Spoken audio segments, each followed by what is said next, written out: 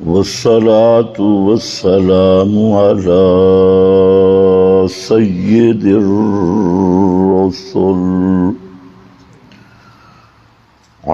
سيد الرسل وخاتم الأنبياء.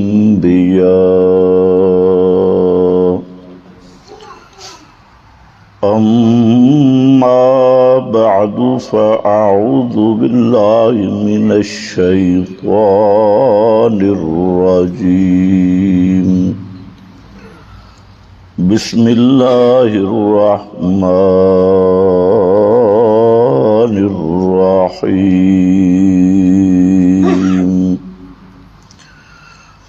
إنهم كانوا يسارعون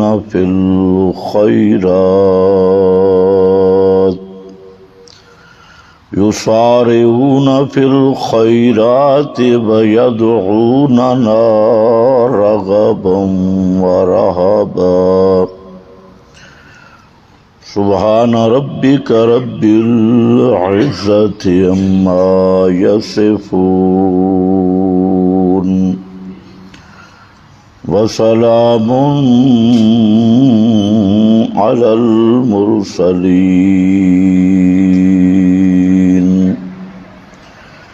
والحمد لله رب العالمين.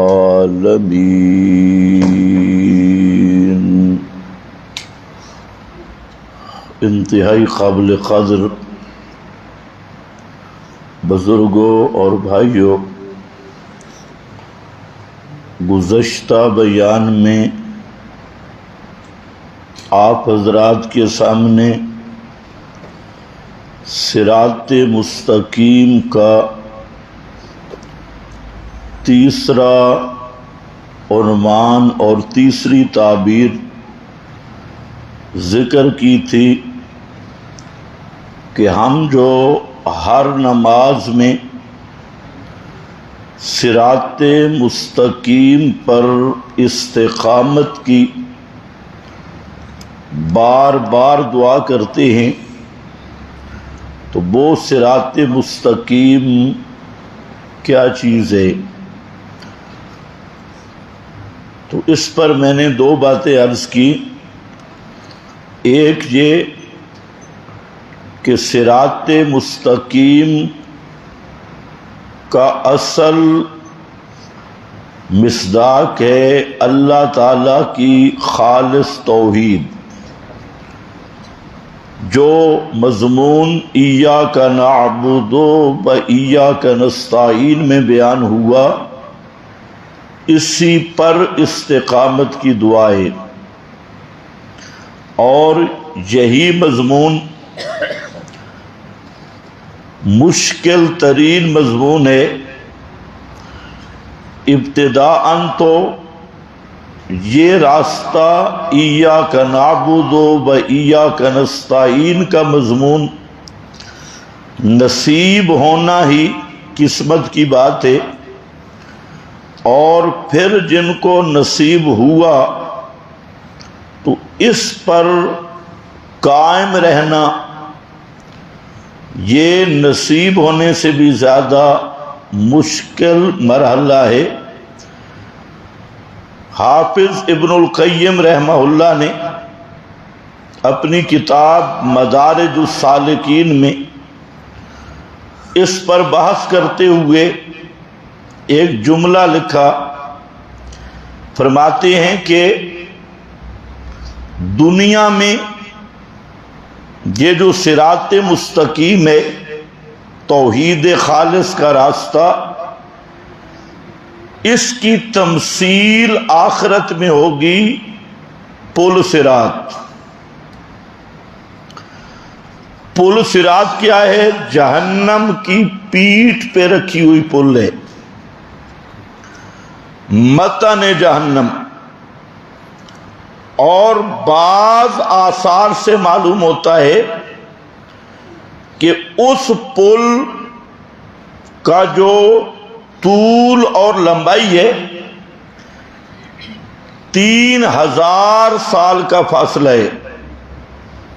جو جہنم کے پیٹھ پہ رکھی ہوئی پل ہے، 1000 سال اوپر چڑھنا ہے، پھر 1000 سال لمبا سفر، اور 1000 سال نیچے اتریں گے، آگے جنت ہوگی۔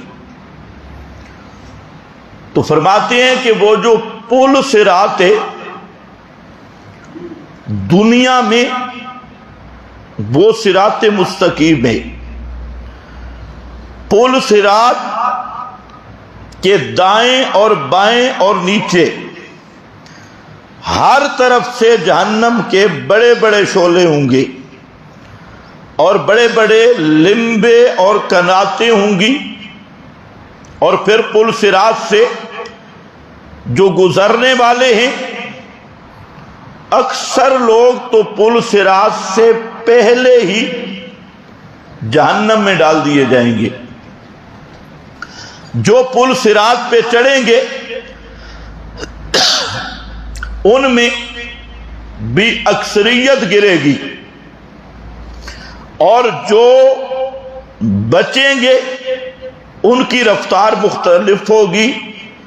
کسی کی رفتار ہوگی بجلی کی طرح تیز،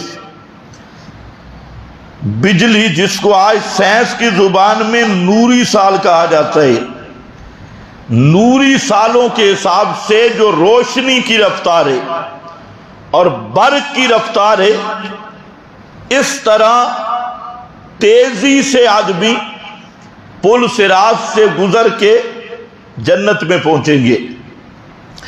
کئی سواری کی رفتار سے، کئی پیدل اور کئی گرتے پڑتے وہ جنت میں پہنچیں گے۔ تو یہاں اگر اس پل پر گزرنے کا آدمی سوچے تو یہاں غور کرنا چاہیے کہ یہ جو ایاک نعبد و ایاک نستعین کا راستہ ہے، دنیا میں یہ وہی پل صراط ہے، اور اس کا نام صراط مستقیم ہے۔ اس راستے پر جو جتنا مضبوطی سے قائم ہوگا اور سرعت کے ساتھ چلے گا، ہوشیاری کے ساتھ چلے گا، اور اس میں متصلب ہوگا، تو اس کے لیے وہ پل صراط کراس کرنا مشکل نہیں ہوگا۔ وہی آدمی وہاں بجلی کی رفتار سے گزرے گا جو دنیا میں اس راستے پر جم گیا اور قائم ہو گیا، اور جس نے اس راستہ پہ جمنے استقامت میں ڈھیلا پن اختیار کیا تو اس کا پھر وہی حال ہوگا جو اس راستے پہ آیا ہی نہیں، وہ پہلے ہی گرفتار ہوگا، اور جو اس راستے پہ آ کر پھر ڈھیلا پڑ گیا اور دنیا میں ارد گرد کے شعلوں سے متاثر ہو گیا، شیاطین کا پورا لشکر، ابلیس کا پورا لشکر، خواہشات، شہوات اور گناہوں کا مزین ہونا جو اس راستے سے رکاوٹ بن جاتی ہے، تو جو جس طرح اغوائے شیطان کا شکار ہو گیا تو وہ وہاں پر بھی پل صراط میں جہنم کا شکار ہوگا۔ تو اس راستے پہ چلتے ہوئے اس راستے کو مد نظر رکھنا ضروری ہے، اور یہ بالکل اس کی تمثیل ہے۔ تو بہرحال پہلا مصداق بھی یہی تھا، معنی بھی یہی تھا کہ صراط مستقیم جنت کی طرف جانے والا حتمی اور یقینی راستہ، وسیع اور کشادہ راستہ، سیدھا بالکل شارٹ کٹ راستہ، وہ راستہ ہے اللہ کی توحید کا۔ اور ایاک نعبد و ایاک نستعین، چونکہ یہ مسئلہ قرآن نے بیان کیا تو اس لیے دوسری تعبیر خود قرآن نے صراط مستقیم کی رکھی، خود القرآن الکریم، یہ خود صراط مستقیم ہے جو قرآن کا متبع بن گیا، وہ ایاک نعبد و ایاک نستعین والے راستے اور اس موٹر وے پہ چڑھ گیا۔ تو علمی لحاظ سے خود قرآن ہے. اور تیسری تعبیر جو قرآن مقدس نے ذکر کی وہ ہے سبیل الانبیاء، حضرات انبیاء کرام کا راستہ. تو تعبیر بدلی، حضرات انبیاء کرام کا راستہ بھی اس کا نام رکھا صراط مستقیمہ.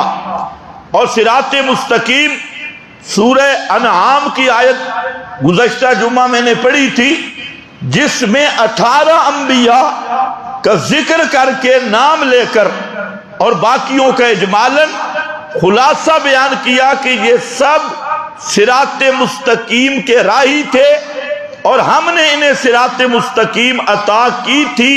ہدیناہم، یہ ہمارا فضل اور احسان تھا. پھر اللہ رب العزت نے امام کائنات حضرت محمد الرسول اللہ صلی اللہ علیہ وسلم کو اسی صورت میں فرمایا میرے پیغمبر اعلان کر اور اپنے رب کی سب سے بڑی نعمت اور سب سے بڑے احسان کو بیان کرو، اور جو آپ پہ اللہ رب العزت نے کیا اور وہ کیا انعام اور کیا نعمت ہے. قل اننی ہدانی ربی الی صراط مستقیم، اعلان فرماؤ کہ اللہ رب العزت نے مجھے صراط مستقیم پہ پکا کر دیا، اور صراط مستقیم پر اللہ نے مجھے استقامت نصیب کی. ہدانی ربی الی صراط مستقیم، اللہ نے مجھے قابو دے دیا اور استقامت عطا کر دی صراط مستقیم پر. یہ صراط مستقیم کیا ہے؟ فرمایا ملت ابیکم ابراہیم، یہ تمہارے باپ حضرت ابراہیم، اس کا انداز بیان توحید ہے جس انداز میں حضرت ابراہیم نے توحید بیان کی. فرمایا میرے پیغمبر آپ کو بھی وہی طرز، وہی مشن، وہی مسئلہ اسی انداز میں ہم نے دیا. اس لیے بار بار فرمایا اتبع ملت ابراہیم حنیفہ، کہ میرے پیغمبر آپ خود متبع ہیں، لیکن جو مسئلہ ابراہیم پیغمبر نے جس شان سے بیان کیا اور جس درد سے بیان کیا اس مسئلہ کے آپ بھی متبع ہیں. تو وہاں ذکر کر دیا کہ ملت ابیکم ابراہیم، اور پھر اس ملت کا آگے خلاصہ بھی ذکر کیا، اور دوسرے مقام پر ملت ابراہیم کو اس عنوان سے ذکر کیا کہ وہ صراط مستقیم کیا ہے، جو سارے انبیاء کا راستہ، اور حضرت ابراہیم کا وہ کیا خصوصی انداز تھا صراط مستقیم بیان کرنے کا، اس کو سورہ مریم میں ذکر کیا. اور فرمایا وہ انداز یہاں سے شروع ہوا، یا ابت لما تعبدو ما لا یسمع ولا یبصر ولا یغنی عنک شیئا. یہ ہے وہ ملت ابراہیمی کی بنیاد جس میں معبود کی 3 صفتیں ذکر کی گئی. ایاک نعبد میں ہم تیری ہی عبادت کرتے ہیں، معبود برحق تو ہے، کیونکہ معبود وہ ہوتا ہے جو بغیر اسباب کے سنتا ہو، معبود وہ ہوتا ہے جو بغیر اسباب کے جانتا ہو، معبود وہ ہوتا ہے جو بغیر اسباب کے بگڑی بنا سکتا ہو، اور جس میں ایک شان بھی نہ ہو، ما فوق الاسباب سن بھی نہ سکے، یا ما فوق الاسباب جانتا نہیں، یا ما فوق الاسباب بگڑی بنا سکتا نہیں. تو لیما تعبدو، وہ معبود کیسے بن گئے؟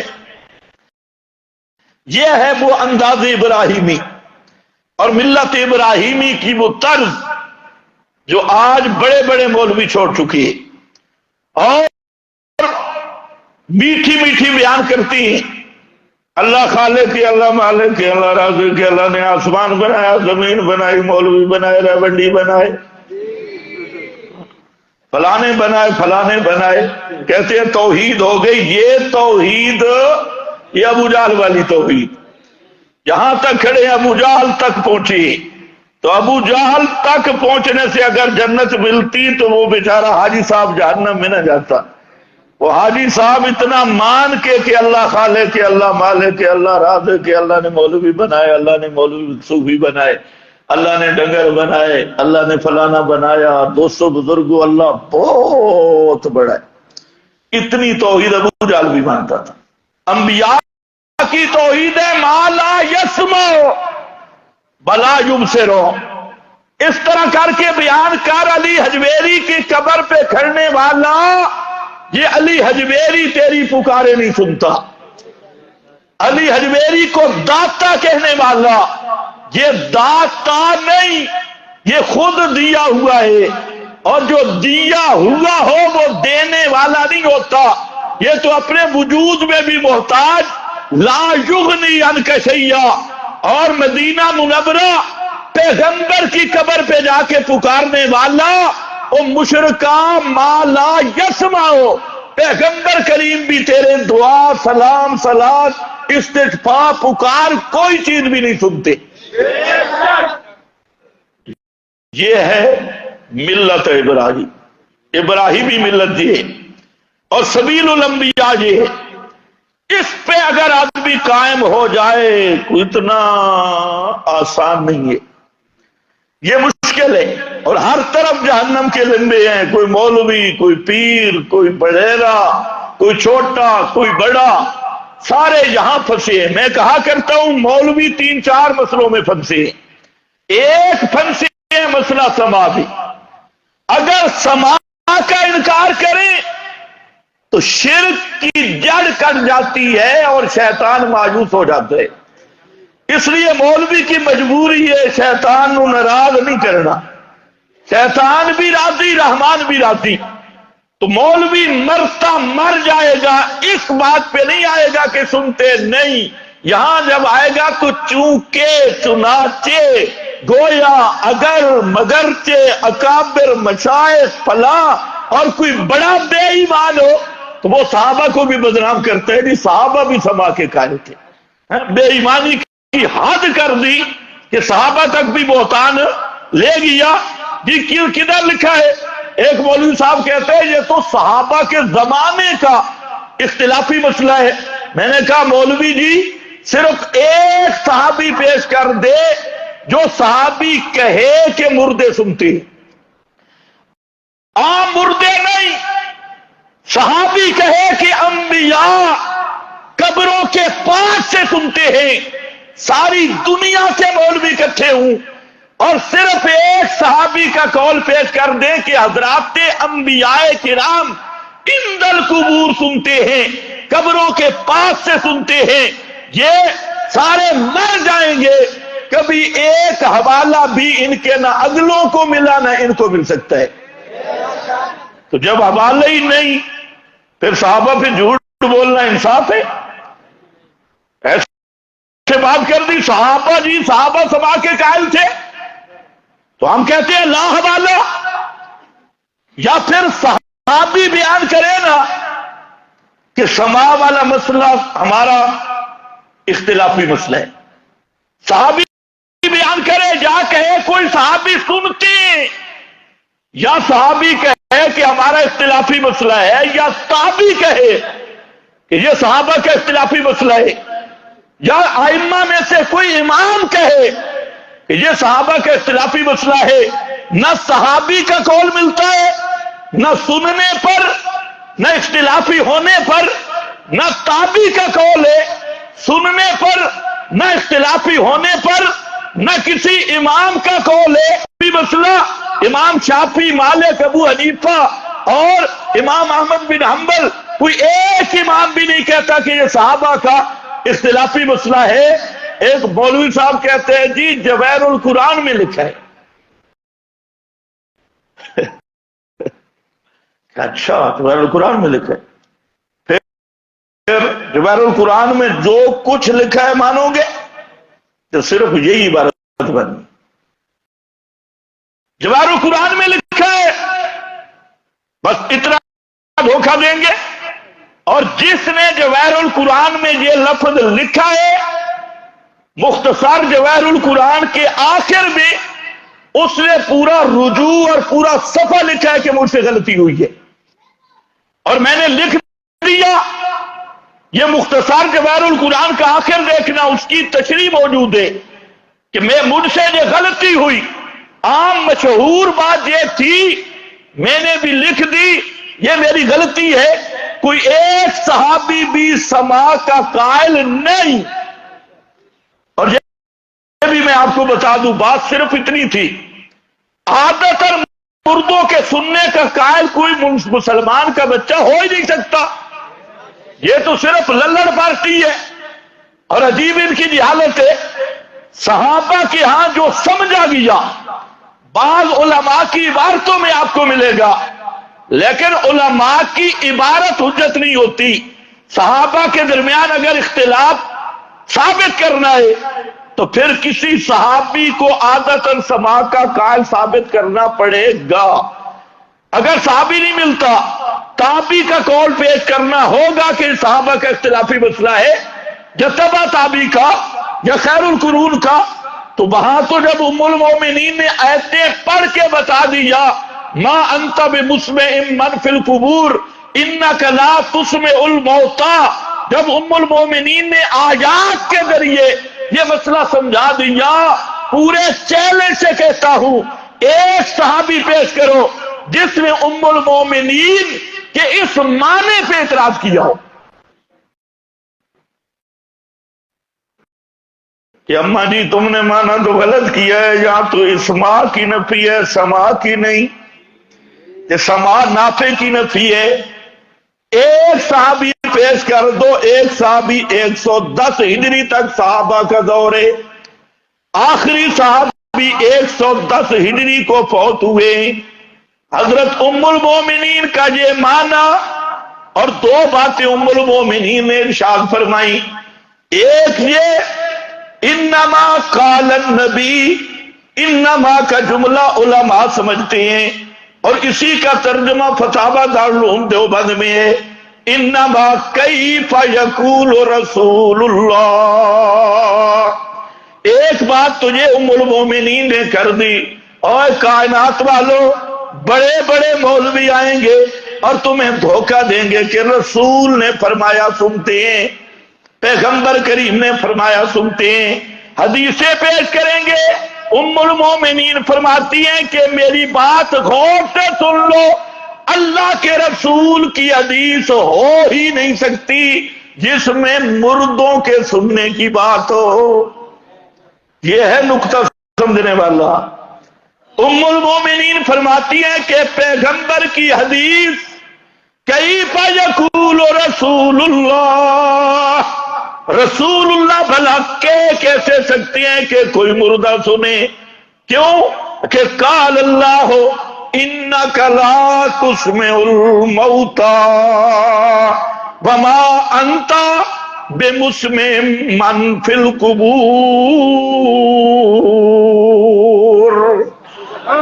ایک قرآن اعتنال بخاری ہے، قرآن امام بخاری لکھ کر یہی آیات اور حضرت عائشہ صدیقہ کی حدیث لائے. اب تیری مرضی ہے. اب میں پوچھتا ہوں حضرت عائشہ نے قرآن صحیح سمجھا یا آج کے للڑ ملا نے قرآن صحیح سمجھا ہے؟ جی حضرت عائشہ کو عربی آتی تھی؟ اٹھے بولو. حضرت عائشہ کو عربی آتی تھی یا مولوی کو عربی آتی ہے؟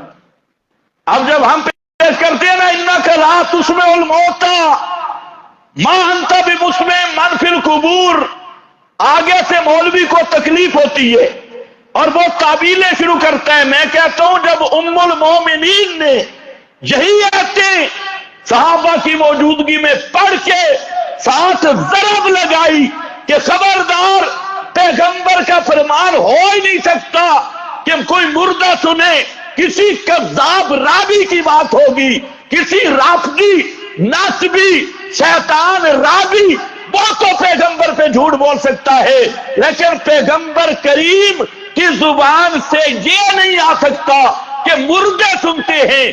کیوں؟ اللہ فرماتی ہے کہ مردے نہیں سنتے. دو باتیں آئی ہیں، دو بڑے بڑے مولویوں کو سمجھ نہیں آئی. جو روایت بھی کوئی پیش کرے جی مردے سنتے ہیں، جوتوں کی آہٹ سنتے ہیں، آپ پڑھا کرو کیف یقول رسول اللہ، مردہ جوتوں کی آہٹ سنتا ہے، کیا پڑھو گے؟ کیف یقول رسول اللہ، اللہ کے رسول کیسے کہہ سکتے ہیں؟ اللہ کا قرآن کہتا ہے ما انتا بمسمع من فی القبور۔ اب کہا ذرا منکر حدیث کا فتویٰ لے آ، انکار حدیث کا فتویٰ ذرا لے آنا۔ ہم غریبوں پہ تو بڑا لگاتا ہے، اور ذرا حضرت عائشہ پہ لگانے کی کوشش کر، تاکہ تیرا حسب بھی معلوم ہو جائے، تیرا نسل بھی معلوم ہو جائے۔ اس لیے حضرت عائشہ نے ہر اس روایت پہ جرح کر دی جس میں مردوں کے سننے کی بات ہو، اور ام المومنین کی وہ بات 14 صدیوں میں اس طرح ثابت ہوئی جیسے سورج سامنے دوپہر کے پر کھڑا ہو۔ اس لیے آج بھی جو سننے سنانے کی روایات ہیں ان کے راویوں کا کھرا نکالو تو کوئی محمد بن مروان نکلے گا۔ یہ محمد بن مروان کون؟ رافضی خبیث اور کٹر شیعہ، قبر پہ درود سنتا ہوں، رافضی کی مان لی، اور میں حیران ہوں، ادھر کہتے ہیں، پہلے کہتے تھے کافر کافر فلانا کافر، آج کل چینجنگ آ گئی، تھوڑا ڈنڈا چڑھاتے آج کل واہ صحابہ واہ، ایک نعرہ بدلا تو میں نے کہا واہ صحابہ واہ کرنے والا ذرا حضرت عائشہ کے عقیدے کی طرف بھی نظر پھیر۔ ووٹ لینے ہو تو واہ صحابہ واہ، چندہ لینا ہو تو واہ صحابہ واہ، اور عقیدہ لینا ہو تو واہ محمد بن مروان، واہ محمد بن مروان۔ یہ ایک عجیب منافقت ہے کہ جب ووٹ چندہ نوٹ لینے ہوں تو نام صحابہ کا لیتے ہو، اور جب قرآن کا معنی لینا ہو، جب دین لینا ہو تو پھر حضرت عائشہ صدیقہ کا دامن چھوڑ کر حضرت عائشہ صدیقہ کے دشمن رافضیوں سے اپنا مذہب لیتے ہو۔ کم از کم کچھ تو احساس کر لو کہ ایک طرف تمہارا منہ کدھر ہے اور تمہاری دم کدھر ہے۔ اس لیے فاروق اعظم نے فرمایا لومبر نہ بنو، یہ نہ کرو کہ منہ ایک طرف ہو اور تمہاری دم دوسری طرف ہو، آؤ مستقیم بن جاؤ۔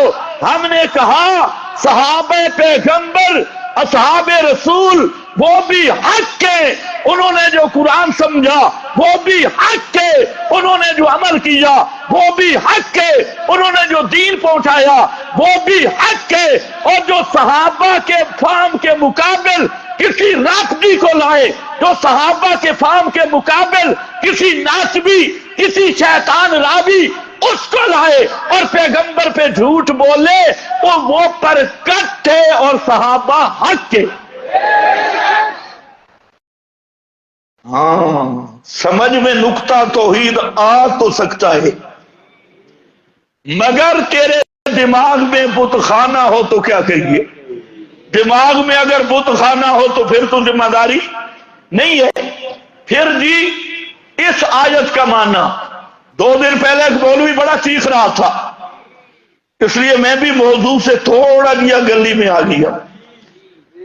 تقریریں تو ہوتی رہتی ہیں، تھوڑا آپریشن بھی کرنا چاہیے، گولیوں شولیوں سے بڑا چیخ رہا تھا، اور جی مماتی معنی غلط کرتی، انک لا تسمع الموتى ما انت بمسمع من فی القبور، یہ معنی غلط کرتی ہیں۔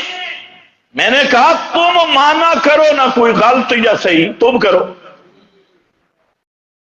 آیت ہم پڑھتے ہیں معنی تم کر دو۔ ہاں بھئی انصاف کی بات ہے کہ نہیں؟ آیت ہم پڑھتے ہیں معنی تم کر دو، اور پھر یہ سمجھیں جو قرآن کا غلط معنی کرے وہ کون ہوتا ہے؟ ہاں اونچے بولو، وہ محرف ہے، اور جو تحریف ہے یہ مستقل کفر ہے۔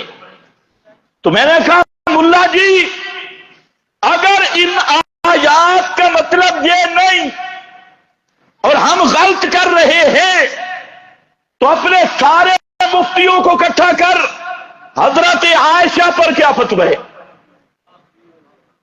جو فتویٰ ہم پہ لگے گا ان پہ بھی کیونکہ وہ وہی کہہ رہی ہے جو ہم کہہ رہے ہیں، یا انکار کر۔ انہوں نے نہیں کہا۔ حضرت عائشہ صدیقہ نے یہی معنی کیا، حضرت عبداللہ ابن عباس نے یہی معنی کیا، امام اعظم امام ابو حنیفہ رحمت اللہ تعالی علیہ نے اس آیت کا یہی معنی سمجھا، میرا نہیں بنتا نہ بن، مفتی تقی کا تو بن، اپنا بن، فتاوی عثمانیہ اٹھا، یہ ابھی کراچی سے آ رہا ہے، اور مفتی محمود کا فتاوی محمود اٹھا لے، اب شاید بعد میں فتاوی مریم نواز چلے گا، فی الحال فتاوی محمود ہی رکھ، اس کو اٹھا لے، وہاں پر بھی لکھا، یہاں پر بھی لکھا، فتاوی دارالعلوم دیوبند میں بھی لکھا، اس کو بھی اٹھا۔ امام اعظم امام ابو حنیفہ رحمت اللہ تعالی علیہ، حضرت گنگوئی نے الکوکب الدری میں لکھا، تقریر گنگوئی میں لکھا کہ امام اعظم فرماتے ہیں کہ یہ آیت ما انت بمسمع من فی القبور، اس آیت کا معنی ہے کہ کوئی مردہ نہیں سنتا۔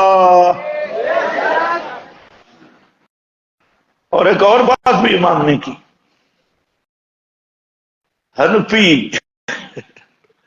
کہتے ہیں ہم حنفی، حالانکہ ان سے بڑا غیر مقلد کوئی نہیں۔ امام نے ایک اور بات بھی کی، امام کہتے ہیں جو لفظ من ہے نا، یہ ذات عموم میں سے ہے، یہ انبیاء کو بھی شامل ہے، غیر انبیاء کو بھی شامل ہے، سب کو شامل ہے۔ من فی القبور، جو بھی قبر میں دفن ہو گیا، سب، چاہے پیغمبر، صحابی، شہید، عام، جو بھی قبر میں چلا گیا، یہ من عام ہے، سب کے لیے شامل ہے، کوئی بھی نہیں سنتا۔ اگر ماننا غلط ہے تو یہ فتویٰ ہم تک نہیں رہے گا، یہ فتویٰ لگے گا حضرت عائشہ پر، اور جو حضرت عائشہ پہ فتویٰ لگائے وہ دیوبندی بھی نہیں تے سنی بھی نہیں، وہ خالصتاً ایرانی خمینی کی نسل ہو سکتا ہے، رافضی نطفہ ہو سکتا ہے، کوئی اہل سنت ام المومنین پہ فتویٰ لگا سکتا نہیں۔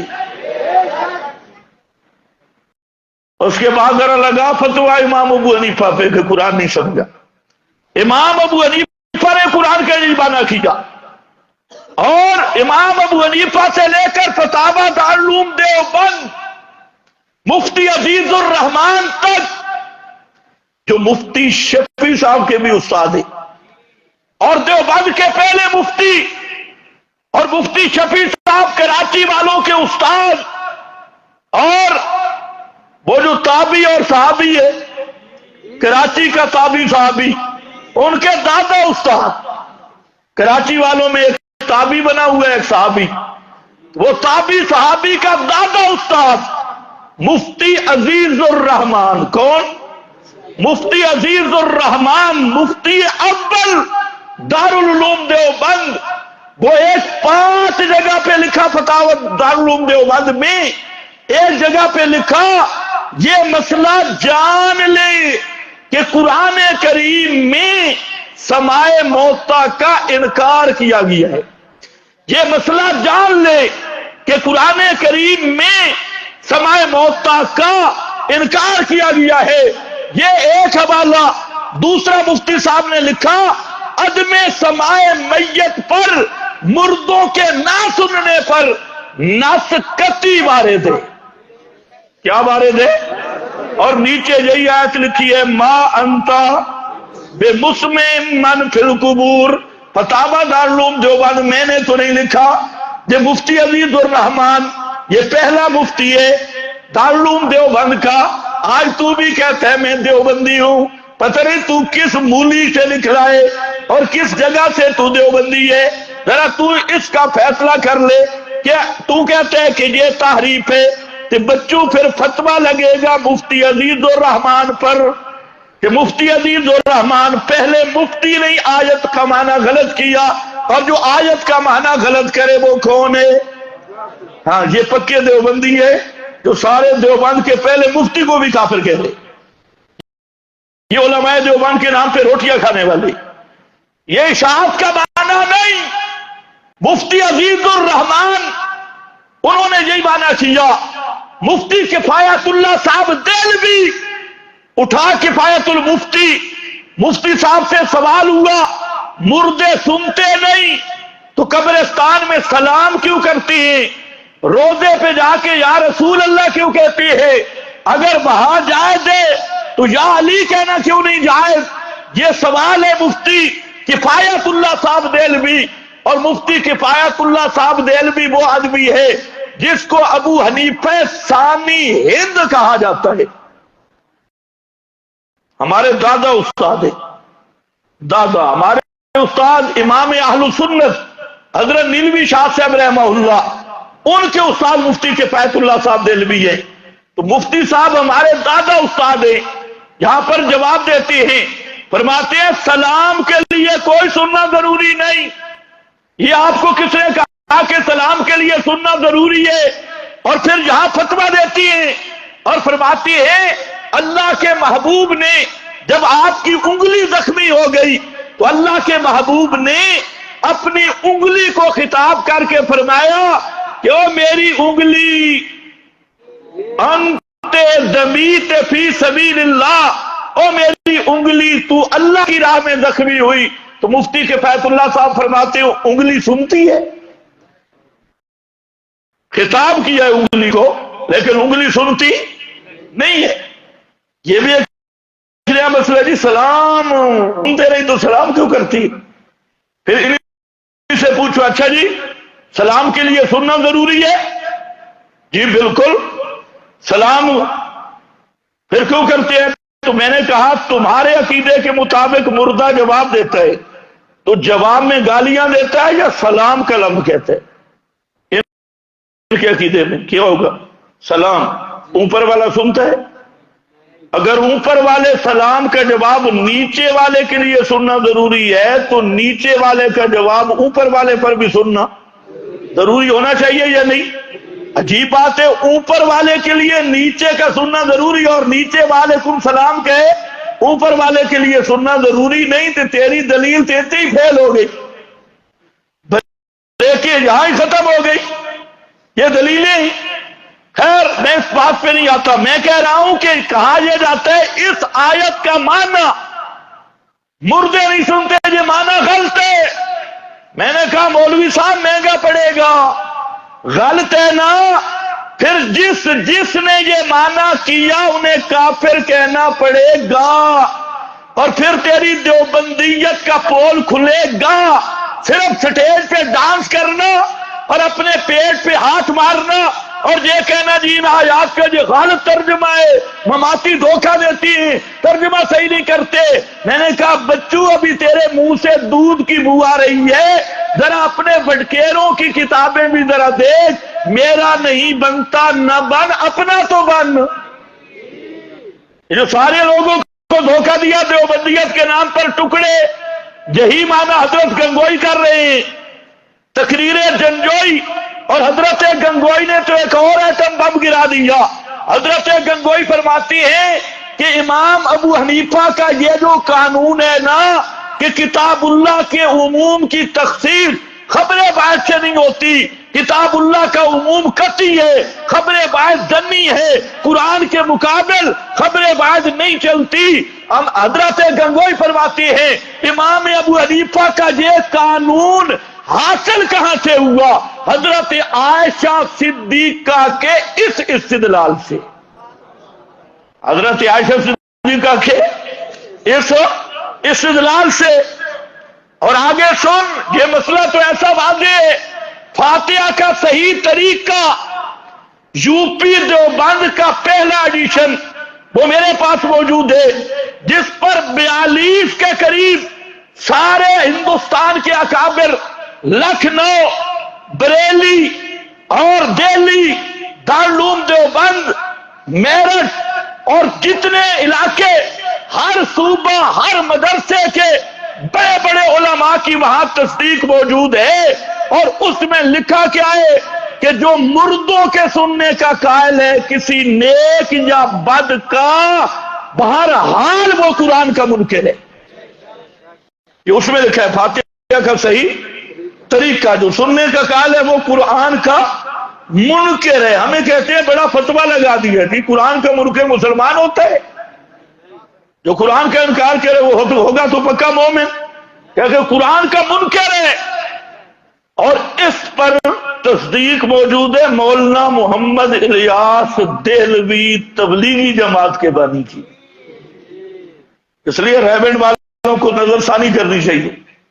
اور حیرانگی کی بات ہے اب فتویٰ ان علماء پہ بھی لگے انکار بتالی پر یا نہیں.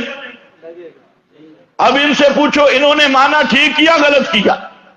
فتویٰ تمہارا ہے کہ اس آیت کا یہ مانا کرنا غلط ہے تحریف ہے. تو یہ 42 اکابر کی بھی قربانی دینی پڑے گی کہ سب محرف تھے. عجیب ڈرامہ ہے. ساتھ چھپتے بھی نہیں سامنے آتے بھی نہیں اور عجیب چل من سے لگے بیٹھے ہیں. ان کو کہو یا کھل کے سامنے آؤ یا سراسر موم یا سنگ ہو جا. دو رنگی چھوڑ دے یک رنگ ہو جا. اگر ان آیات کا یہ معنی کرنا کہ مردے نہیں سنتے یہ معنی تحریف ہے یہ معنی غلط ہے تو تیرا یہ فتویٰ حضرت عائشہ صدیقہ پہ تیرا یہ فتویٰ امام ابو حنیفہ پہ تیرا یہ فتویٰ مفتی عزیز الرحمان دیوبندی پہ تیرا یہ فتویٰ حضرت گنگوئی پہ تیرا یہ فتویٰ مفتی کفایت اللہ صاحب دہلوی پہ تیرا یہ فتویٰ 42 مصدقین فاتحہ کا صحیح طریقہ اور اٹھا کشف المغالطات جس پہ 40 اکابر کی تصدیقات ہیں کہ احناف کا یہی مذہب ہے مرنے کے بعد کوئی نہیں سنتا اور اس فتویٰ پر 40 اکابر کی تصدیقات ہے. تیرا یہ فتویٰ ان پہ بھی لگے گا اور تیرا یہ فتویٰ شیخ الحدیث مولانا زکریا صاحب پہ بھی لگے گا.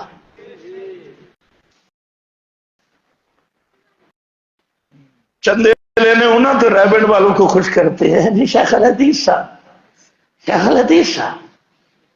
شیخ الحدیث پہ تو بے ایمانہ فتویٰ لگا رہا ہے. تو کہتے ہیں صاحب کا یہ معنی غلط ہے. شیخ الحدیث کی کتاب کتب فضائل پر اشکالات کا جواب اتنا رسالہ ہے 20-25 روپے اس کی قیمت ہے. ہر بندہ لے لے. اس میں لکھا ہے اِنَّكَ لَا تُسْمِعُ الْمَوْتَى یہ نص ہے مردوں کے نہ سننے پر. اس آیت بالکل صریح معنی مردہ نہیں سنتا. یہ کتب فضائل اور ان پر اشکالات کا جواب شیخ الحدیث مولانا محمد زکریا صاحب کی کتاب اور دوسری مکتوبات شیخ الحدیث. اس میں ایک آدمی نے سوال کیا حضرت سما حیات کا بڑا جھگڑا چلا ہوا ہے اس میں آپ کا کیا عقیدہ ہے. یہ مکتوبات ہیں. شیخ الحدیث صاحب لکھتے ہیں میرا تو وہی خیال ہے جو مولانا حسین علی کے خدام سے سنے. اور نیچے لکھا ہے خدام میں شیخ القرآن مولانا غلام اللہ خان اور ان کی تفسیر جواہر القرآن ہے. اگلا جملہ بڑا خطرناک ہے جو شیخ نے لکھا. اس نے کہا آپ حیات نہ کبھی پہلے دیکھی نہ آئندہ ہمت. آب حیات میں جو کوئی لکھا ہے وہ پہلے بھی کبھی نہیں دیکھی آئندہ بھی ہمت نہیں جس کو پر یہ اجماع بناتے ہیں. تو میں عرض یہ کر رہا تھا کہ یہ انبیاء کی دعوت شروع یہاں سے ہوتی ہے مالا یسمع ولا یبصر ولا یغنی عنک شیئا. تو میں عرض یہ کر رہا تھا کہ صراط مستقیم کی جو سبیل الانبیاء ہے وہ بھی شروع ہو رہا ہے مالا یسمع ولا یبصر ولا یغنی عنک شیئا. جہاں سے شروع ہو رہا ہے یہ انشاءاللہ قربانی کے آگے جمعے آ رہے ہیں.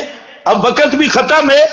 دوسرا تھوڑا سا عنوان اسی کو آگے بڑھاتے ہوئے میں چند باتیں عرض کرتا ہوں کہ انبیاء کرام کی دعوت بھی یہی رہی حضرات انبیاء کرام کا عمل بھی یہی رہا اور سچا داعی وہی ہوتا ہے. وَمَنْ أَحْسَنُ قَوْلًا ممن دعا الى اللہ وعمل صالحا. کامیاب دائی ہوئے جو مسئلہ بیان کرتا ہے اللہ کی توحید کا مسئلہ، پھر عاملہ صالحہ اسی مسئلہ پہ ڈٹا بھی رہتا ہے. یہ نہیں ہے کہ سٹیج پہ کہتا رہے جی مشرک پلیت ہے، سٹیج پہ کہتا رہے بدعتی لانتی ہے، اور پھر بدعتیوں کے جنازوں میں بھی شریک ہو، اور سٹیج اور ممبروں پہ زور ہو، اور جی مشرک کے عمل برباد ہے، شرک معاف نہیں ہوگا، بدعت کرنے والا لانتی ہے. یہ مسئلے بیان کر کر کے پھر بدعتیوں کو پیر بنا رہا ہے، مشرکوں کے جنازوں میں جا رہا ہے. یہ عاملہ صالحہ نہیں ہے، یہ عمل سیئہ ہے، اور یہ دعوت کے ساتھ مخالفت ہے. اس لیے اللہ نے فرمایا کہ من احسن قولا ممن دعا الی اللہ، سب سے سونی بات، سب سے خوبصورت بات اس دائی کی ہے کہ جو دعوت بھی دیتا ہے اور خود بھی اختلاط نہیں کرتا، خود بھی مشرکوں کے ساتھ نہیں ملتا، جوڑ نہیں رکھتا، اہل بدعت کے ساتھ بھی جوڑ نہیں رکھتا. یہ دائی جلہ ہے، اور جو کہے تو کچھ اور عملی زندگی میں سارا اختلاط، سارا رلا ملا، سارا گڑبڑ. ختم بخاری پہ بہت بڑا جہنمی ڈرام آیا ہوا ہے، بدعتیوں کا امام. مدرسوں میں مفتی رکھا ہے خنزیر، نرا بدعتی. اپنے ادارے میں شیخ الحدیث رکھا، بدعتی بندر، اس کو شیخ الحدیث بنایا ہوا ہے. کسی بدعتی کو مدرس بنایا ہے، کسی کو جناب ناظم بنایا ہے. مدرسے کے اندر یہ خنزیر اور بندر، یہ بندر پیغمبر کریم نے فرمایا، یہ بدعتی ملا کو، خیر وہ لمبی حدیث ہو جائے گی، یہ خنازیر بندر کلاب نار ہے. پیغمبر نے فرمایا اہل البدعت ہم کلاب اہل النار. یہ جڑا بدعتی مولوی ہے یہ جہنمی کتا چوہے کتا ہے. ہن مدرس بندہ کتا رکھ کے بیٹھا ہوئے، جب بندر یا خنزیر، اور اوپر عنوان دے دے تعلیم القرآن یا مفتاح القرآن یا معارف القرآن، اور اندر نرے خنزیر، نرے بدعتی، نرے شیاطین، نرے جہنمیاں دی پارٹی، ابلیس دا لشکر، غدار، صلیبی، او مدرسہ دے اندر بیٹھے، اتے عنوان لگاؤ یا تعلیم القرآن. اے عمل صالح نہیں ہے. عمل صالح بے جی میں نبی دے صحابہ کی بدعتی دے سلام دا جواب بھی نہیں دیتا. کہ میرے سلام دا جواب نہ دے میں سمیت انہو بدعی، میں سنے اے صوفی بدعتی ہے. ابن عمر کہا اے عمل صالح. ابن مسعود ڈنڈا کھڑکایا کہ بدعتیوں کو مسجد سے نکال دیا. حضرت عبداللہ ابن مسعود نے اہل بدعت کو مسجد سے نکال دیا. یہ ہے عمل صالح. اور اپنی مسجد اور مدرسہ اور مرکز کو اہل بدعت خنازیر سے بھر دینا. مدرس بھی وہی، شیخ الحدیث بھی وہی، دارالافتاء میں بھی وہی بندر ناچ رہے ہیں اور وہی فتوے دے رہے ہیں. یہ عمل صالح نہیں ہے، یہ عمل سیئہ ہے. اللہ فرماتے ہیں وَمَنْ أَحْسَنُ قَوْلًا مِّمَّنْ دَعَا إِلَى اللَّهِ وَعَمِلَ صَالِحًا وَقَالَ إِنَّنِي مِنَ الْمُسْلِمِينَ. چندے لمنا سے جی اسی نہیں تھوڑے نال لڑا.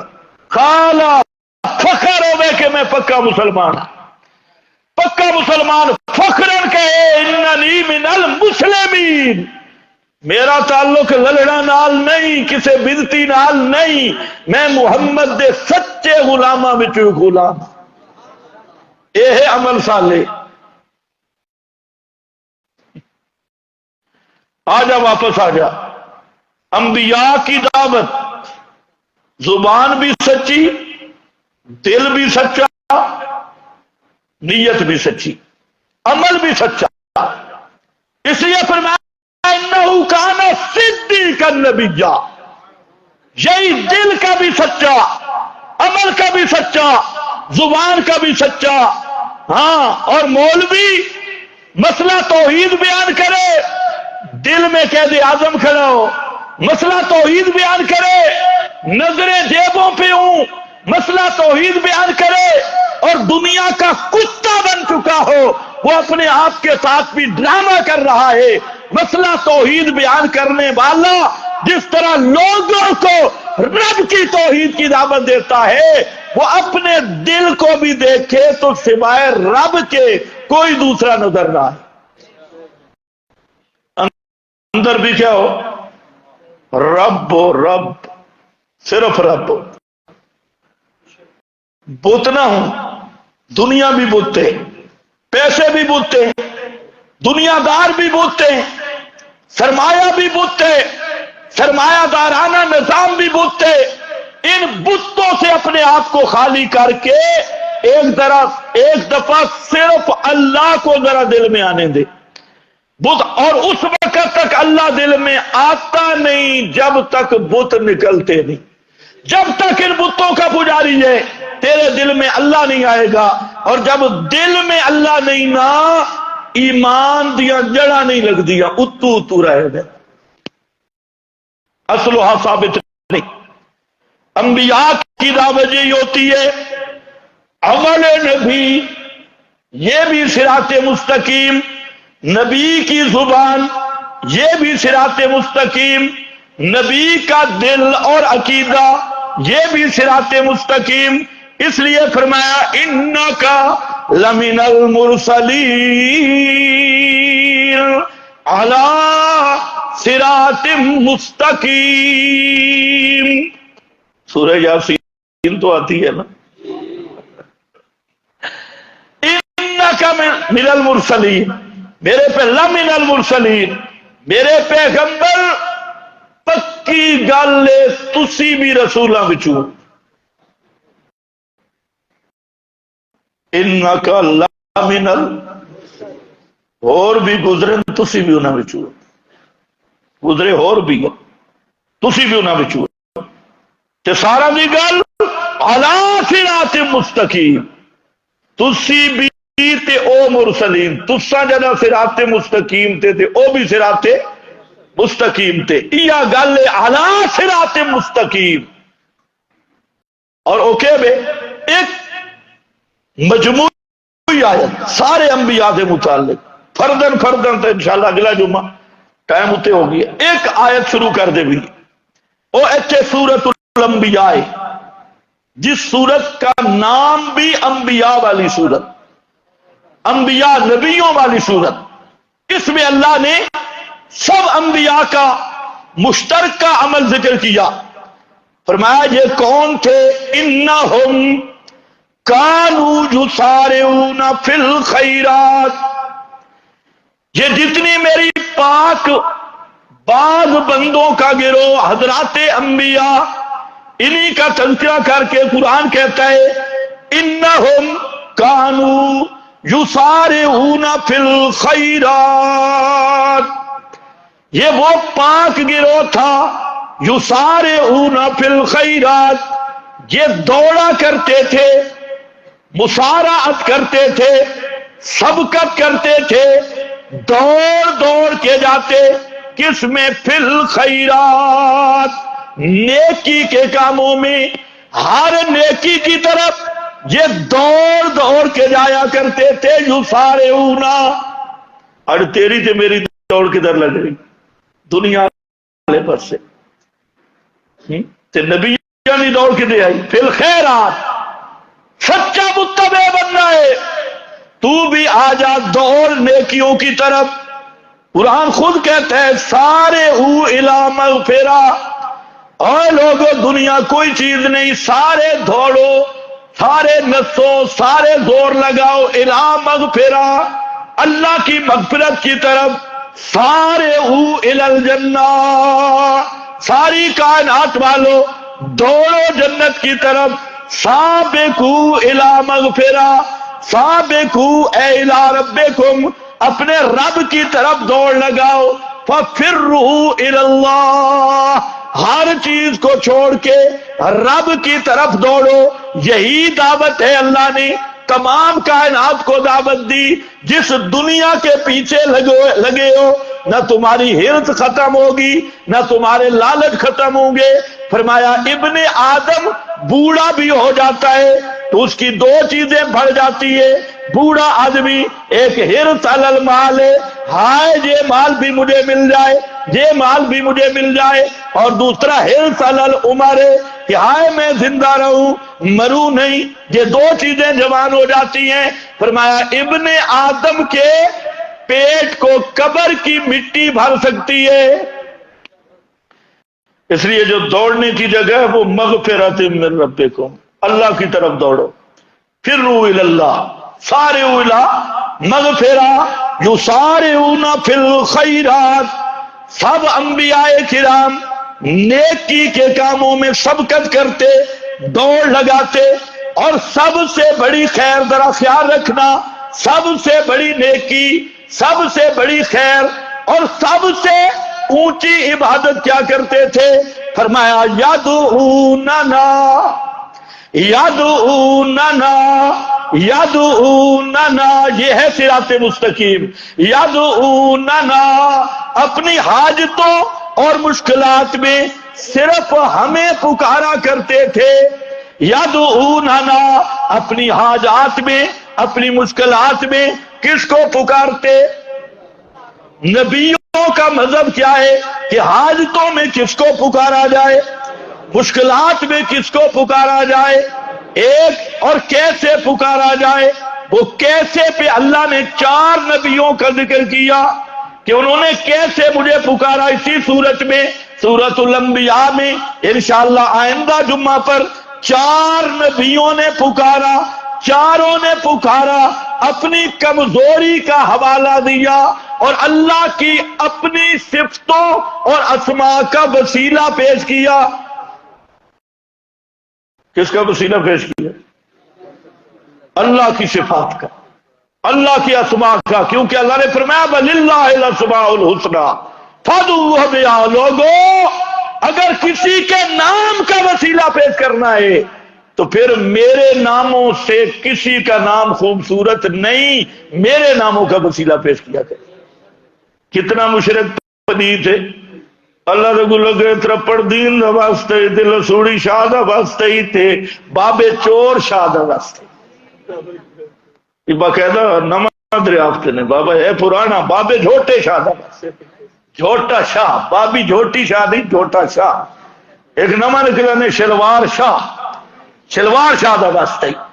اور ایمان نالدہ سے ایک بندہ آکھ دے یا غفار یا ستار یا رحمان یا حیو یا قیوم، اس طرح کر رہے اور دعا مانگ رہا ہے، یا کہتے اللہم انی اسألوکا باسمائک الحسنی، اللہ میں تیرے پاک تے سونے نامہ دا وسیلہ پیش کر رہا، تیرے نامہ دا وسیلہ پیش کر رہا۔ اے سونی گل ہے، یا ترپڑ دین دی دھمکی دے بے، کھوٹے شاہ دی دھمکی دے بے، فلانے دی دھمکی دے بے۔ اس واسطے لوگوں پورا ذخیرہ حدیث پڑھ لو، پیارے پیغمبر کریم جب بھی دعا مانگتے تھے انہی لفظوں کے ساتھ، یہ پیغمبر کریم کے اپنے لفظ ہیں، اللہم انی اسألوکا باسمائک الحسنی، اللہ میرا وسیلہ تیرے سونے نام۔ یہ کون مانگ رہے؟ امام الانبیاء۔ اور اس پہ اگر بات ہو تو یہ ہوگی تو بہت لمبی ہوگی۔ یہاں سارے نبیوں نے پکارا کس کو؟ یدعوننا۔ یہ 2 مسئلے آ جائے نا صراط مستقیم مل جاتی ہے۔ ایک یہ کہ پکارے سننے والا کون ہے؟ جلدی بولو ختم کروں، صرف اللہ یا اللہ؟ پکارے سننے والا کون ہے؟ صرف حاجتیں پوری کرنے والا کون ہے؟ صرف داتا دستگیر کون ہے؟ صرف اور ہر حاجت میں پکارنا ہے تو کس کو؟ ہر حاجت میں پکارنا ہے تو کس کو؟ اور کیسے پکارنا ہے؟ مخلوق کی دھمکیاں دے کر، 50 تنہ دا واسطہ تے 12 تے 14 معصومہ دا، اور جنہ دا واسطہ دے رہی ہیں نا، اے واسطے آلے ساری زندگی اسنو نامہ دا واسطہ دے رہے، جن کا تو واسطہ دے رہا ہے یہ تو پوری زندگی اس سے مانگتے رہے اس کے ناموں کے واسطہ سے، اور تجھے کس شیطان نے الٹا کر دیا کہ تو نے واسطہ دینے والوں کا واسطہ بنا دیا۔ حضرت علی کی دعائیں دیکھ، حضرت حسین کی دیکھ، حضرت حسن، حضرت فاطمہ، جب بھی پکارا ہے تو اللہ کو ناموں کا وسیلہ دے کر، اللہ کے خوبصورت نام اور صفات، اور ایک یاد ہے جی 5 تن دا وسیلہ، 12 امام، خود امام کائنات بھی رب کو پکار رہے ہیں اللہ کے ناموں کا وسیلہ پیش کر کے، یدعوننا رغبا ورہبا وکانوا لنا خاشعین۔ گل بڑی لمبی ہو جاتی، کانوا لنا خاشعین، وآخر دعوانا الحمد